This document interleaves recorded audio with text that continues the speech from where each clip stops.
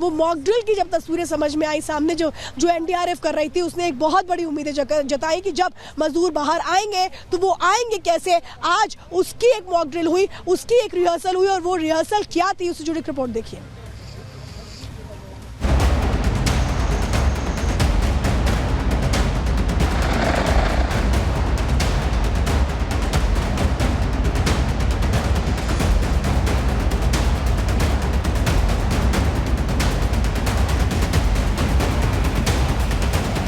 कड़कड़ाती ठंड, अथक प्रयास, 41 मजदूर, 13 दिन, अटकी सांसें। गिरते तापमान में लगातार चल रहा रेस्क्यू ऑपरेशन। राहत बचाव कार्य में 19 टीमें बिना रुके, बिना थके लगातार जुटी हुई हैं। टनल से मजदूरों को बाहर निकालने के लिए हर मोर्चे पर काम किया जा रहा है। जल्द से जल्द मजदूरों को बाहर निकालने की कोशिशें की जा रही हैं।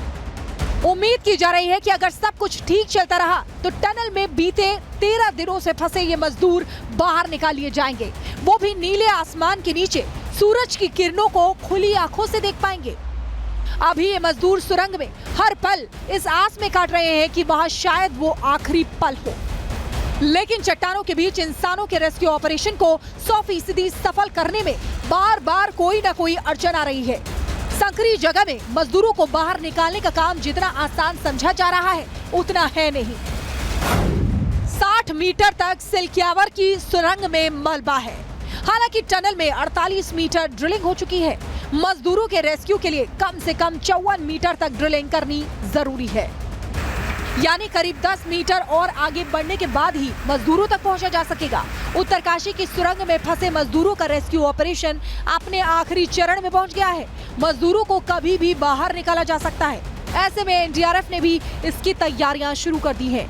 एनडीआरएफ ने एक मॉक ड्रिल की और ये जानने की कोशिश की कि मजदूरों को टनल से बाहर निकालने में कोई परेशानी तो नहीं आएगी, उन्हें कैसे बाहर निकाला जाए। ये तस्वीरें मजदूरों को टनल से निकालने का ट्रायल है। इस मॉक ड्रिल के जरिए ये जानने की कोशिश की गई, जब स्ट्रेचर के जरिए एक एक मजदूर को बाहर निकाला जाएगा तो उसमें किस तरह की परेशानी आ सकती है। सामने आए मॉक ड्रिल के वीडियो में देखा जा सकता है कि कैसे एनडीआरएफ का एक जवान सुरंग में अंदर जाता है और फिर उसे रस्सी की मदद से बाहर निकाला जाता है। वीडियो में देखा जा सकता है कि एनडीआरएफ के जवानों ने रस्सी से स्ट्रेचर को बांधा। इस स्ट्रेचर पर एक कर्मचारी पेट के बल लेटा, जिसे टनल के बाहर मौजूद कर्मचारियों ने रस्सी की मदद से बाहर खींचा। स्ट्रेचर पर पहिए लगे होने की वजह से वो काफी तेजी से बाहर आते हुए दिख रहा है। मजदूरों को टनल से बाहर निकालने की जद्दोजहद लगातार जारी है और आपको बता दें कि एनडीआरएफ की तरफ से एक ड्रिल भी आज किया गया है, जिसके जरिए ये दिखाया गया कि कैसे वो मजदूरों को स्ट्रेचर के जरिए टनल से बाहर लेकर आएंगे। ये सभी तैयारियां रेस्क्यू टीमों ने मजदूरों को बाहर निकालने के लिए की है। मजदूरों को टनल से बाहर निकालने के लिए मलबे के अंदर 800 mm का एक पाइप डाला जा रहा है। ये पाइप संकरा है, इसलिए इसमें लिटाकर ही मजदूरों को निकाला जा सकता है। प्रशासनिक और जिला और चिकित्सा अधिकारी सारे यहाँ मौजूद है और सबका एक ही ध्येय है कि एनी हाउ इसको श्रमिकों को बाहर निकाल के सुरक्षित उनको हॉस्पिटल तक पहुँचाया जाए और उनको उचित चिकित्सा के द्वारा रिलीफ दिया जाए। सारी तैयारियां हैं और बहुत जल्दी जैसे ही रेस्क्यू ओवर होता तो ये कार्रवाइयाँ कर ली जाएगी।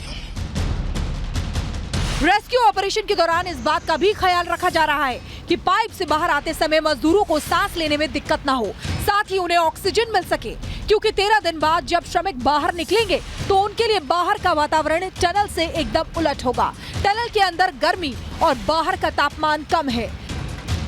रेस्क्यू टीम की तैयारियां पूरी हैं। अपनों की नजरें टनल पर टिकी हैं। पल के बिछाए वो मजदूरों के बाहर निकलने का इंतजार कर रहे हैं। देश में उनकी सलामती के लिए दुआओं का दौर जारी है। उम्मीद है बहुत जल्द किसी के पिता, किसी का भाई बाहर आएगा, तब कहीं जाकर सब राहत की सांस ले पाएंगे। Bureau report, Republic Bharat.